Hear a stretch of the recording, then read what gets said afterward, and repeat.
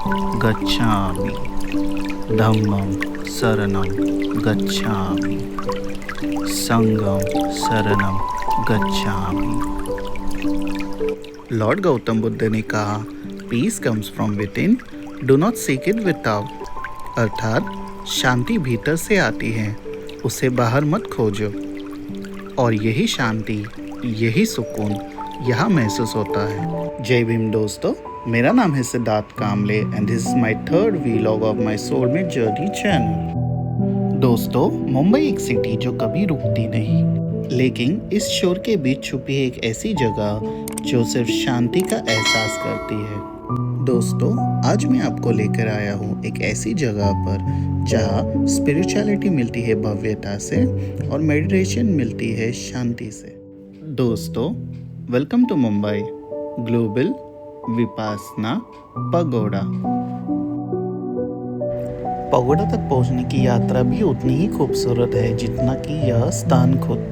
सबसे पहले सफर शुरू होता है मुंबई लोकल ट्रेन से। Next station Borivali. बोरीवली से आगे बढ़ते ही बस की सवारी। तो दोस्तों, फाइनली हम पहुंच गए एंट्री पॉइंट पर और अब लेते हैं टिकट्स लेने के बाद अब आता है इस यात्रा का सबसे यादगार हिस्सा, दी फेरी राइड। फेरी राइड सच में मेमोरेबल लगता है। वेव्स की आवाज़, हवा का टच और वो प्योर ट्रैवल वाइब। फेरी राइड के बाद आती है थोड़ी सी ग्रीनरी वॉक और जैसे ही आप रास्ते पर आगे बढ़ते हो, सामने दिखाई देता है एक खूबसूरत और एक शांत स्थान, ग्लोबल विपासना पगोड़ा। जैसे ही हम गेट क्रॉस करते हैं, एक अलग ही शांति महसूस होती है। ये सिर्फ एक मॉन्यूमेंट नहीं, ये एक स्पिरिचुअल जर्नी की शुरुआत है। दोस्तों, ग्लोबल विपासना पगोड़ा का निर्माण 2008 में हुआ था। इसे बनाया गया था भगवान बुद्ध की टीचिंग्स और विपासना मेडिटेशन को दुनिया तक पहुंचाने के लिए। इसका निर्माण बुर्मा यानी आज के म्यांमार के स्वेडांगो पगोड़ा से इंस्पायर्ड है और इसे भारत और म्यांमार की मित्रता का प्रतीक भी माना जाता है। ये दुनिया का सबसे बड़ा स्टोन डोम स्ट्रक्चर है और सबसे खास बात, इसमें कोई भी सपोर्ट पिलर नहीं है। सिर्फ इंटरलॉकिंग स्टोन्स और प्रिस्क्राइब इंजीनियरिंग पर यह डोम खड़ा है, जो इसे एक ट्रूली एक इंजीनियरिंग और डिवोशन का चमत्कार बनाता है। The architecture is simply breathtaking, golden shine, intricate carvings और symmetry जो इसे और भी डिवाइन बनाती है। हर कॉर्नर में एक डिटेल्स हैं और हर एंगल में यह एक जगह एक सिनेमैटिक फ्रेम बन जाती है। तो दोस्तों, मौसम इतना अच्छा है तो चलो थोड़ी सिनेमैटिक शॉट्स लेते हैं।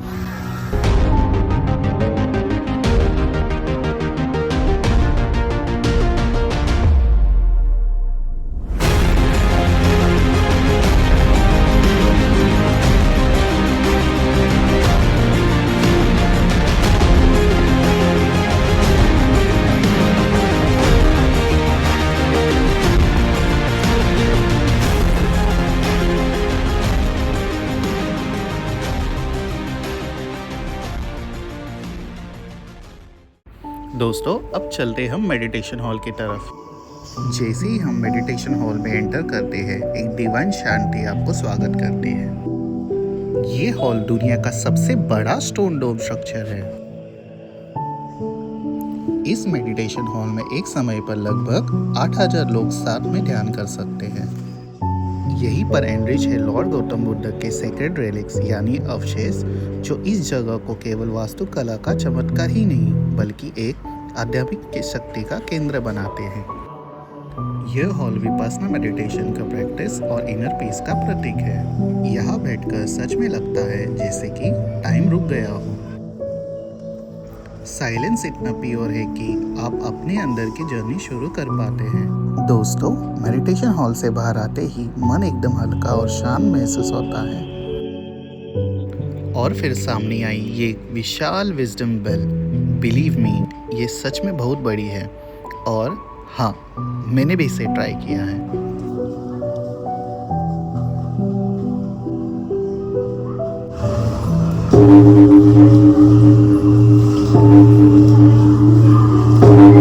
बुद्धिस्ट ट्रेडिशन में इस तरह की बड़ी बेल्स को विजडम और अवेकिंग का प्रतीक माना जाता है। कहा जाता है कि इनकी गूंज न सिर्फ वातावरण में बल्कि मन के भीतर में भी शांति लाती है। दोस्तों, ये बेल विजिटर को रिमाइंड करती है कि हर मोमेंट अवेयरनेस और कंपैशन के साथ जीना चाहिए। दोस्तों, अब आता है व्हील का सबसे इम्पोर्टेंट पार्ट। ये है व्हील ऑफ धम्मा, जिसे धर्म चक्र भी कहा जाता है। बुद्धिज्म में इसका बहुत ही गहरा अर्थ है। सिंपल शब्दों में बोलूं तो ये व्हील हमें एक मैसेज देता है।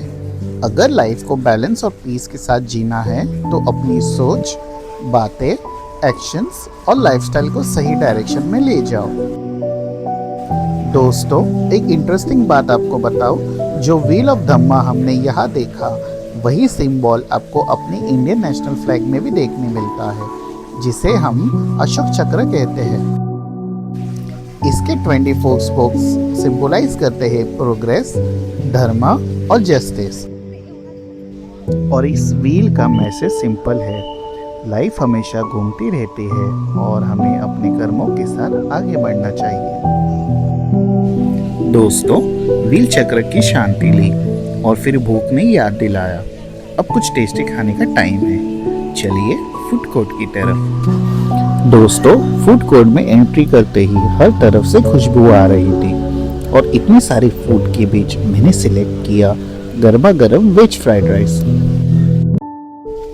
एक एक बाइट में फ्लेवर भरा हुआ था और दोस्तों, वेज फ्राइड राइस सच में ज़बरदस्त निकला।